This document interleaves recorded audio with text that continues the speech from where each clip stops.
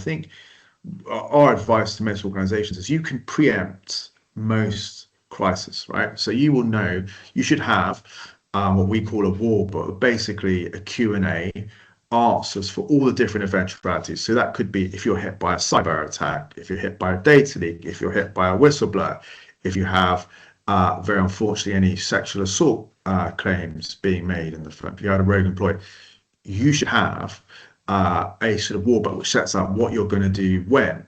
And in these situations, it's speed which is important. Now, not everyone, as I said, going back to what I was saying earlier before, expects you to have the answers, but you can react quickly by saying, look, we're fully investigating this, we're compiling the facts, we are gripping this situation and ensuring there is some transparency, but also filling that media vacuum at the start to show that you are on top of things. If you don't fill that vacuum, someone else will. So I think it's doing that. As I said, I think you can get a lot of, in those, and often, you can't be setting out your strategy for a crisis in the middle of a crisis, right? So in these situations, it's like, what's the sign-off procedure? Who's going to be going on the media if you are? Who's the public statement going to be coming from?